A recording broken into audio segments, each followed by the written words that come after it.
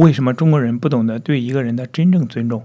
为什么中国到了今天还在搞连坐、株连九族的这一套？为什么很多中国人存在背地里男盗女娼，表面上却打造自己的君子形象？今天我们继续读《中国文化的深层结构》这本书。今天的读书章节中有以上问题的答案。今天读到不尊重人和人道主义不发达这两个专题。想听更多的内容，可以订阅我的 YouTube 频道。读完这本书之后，我还会就解读中国文化这个专题去读更多的书，以帮助自己查杀掉头脑中的中国文化病毒，在个体层面做到文化出埃及，早日跃迁到现代文明的状态。让我们开始吧。第一个专题，不尊重人。中国人对人的程序设计，既然是二人才能定义一人，因此单独的个体就是一个不道德的，必须将它纳入到人伦关系中，才能保障它的道德性。这样就妨碍了自我以内省激励的形式出现。这种安排延伸到社会关系上去，就搞成了个人必须由社群去定义的局面。于是人的个性就成为了人言可畏，甚至更为激烈的暴民行动铲平的对象。因此人就不可能超越世俗，也很难形成完整的人格。这种安排延伸到政治关系上去，就构成了专制主义。因为既然一个人都不是一个良知主题与权力主题，而是一个不道德的主题，他就必须成为被治与被整的对象。无论是人伦、社会与政治关系，都倾向于把人当作是一个不能自主的客体，因此就产生了严重的儿童化倾向。儿童自然是一个不道德的主题，因为不用外力去管束他的话，他就会像动物一般，是一种本能的冲动。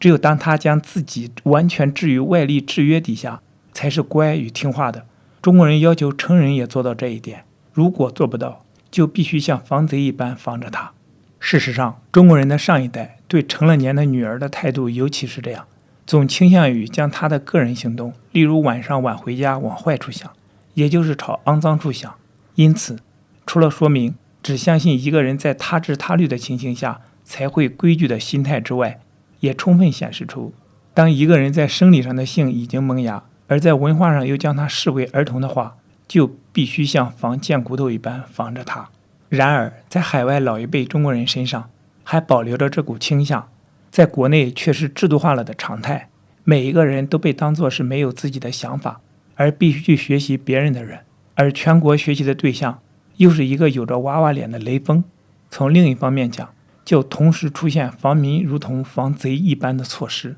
中国整个社会、经济、文化体制迫使人成为必须受照顾的弱者，一方面是照顾，一方面是监管。将人类型化的倾向也是不可能尊重人的，因为在国内凭类型来将人轻易归类，分了类之后又搞民至老死不相往来。此外，中国人对人的尊敬与否也常常由等级与亲疏的层次来决定。如果不同等级与层次的人获得的尊重是不同的，那么就是只看面子以及等级，而非尊重人，而且往往造成对自己人的也不尊重。在中国，并不是人民将生产工具社会化，而是政府将老百姓国有化。在中国文化中，个人既然被抹杀，遂不存在，对不存在的东西又何谈尊重之有？第二个专题，人道主义的不发达。在中国文化里，人既然还没有萌芽，因此人道主义也难于发达。中国人的人道主义也局限于身体化与人情化这两个方面。在中国文化里，滥杀无辜还是被制度化了的，个人是不存在的。即使在今天，如果发表了特殊的言论，也会被联想到背后有一个阴谋集团。这种集体主义精神在传统时代表现为一人犯罪株连九族，甚至在今日的中国文化里，也是一人犯罪罪及妻儿。如果父母被打为右派，子女一生的前途也会被毁掉。像这一类跟大家一样的表态，只是没有个性的人用躲进集体中来确立自己的优越性的方法，也是中国土特产的弱者消灭强者的良方，因此也可以说是次人类的人道主义。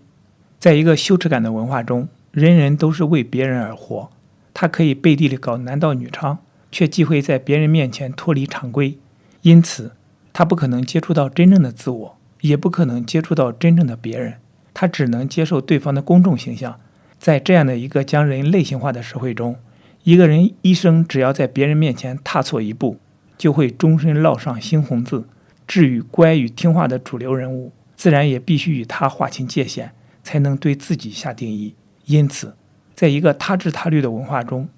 也是没有勇气成为人的。而中国人的这个合合性的集体，就如同邪神没落一般，他胸中有火盏，必须不断将人投入其中，进行活人祭祀，才能维持烟火的不灭绝。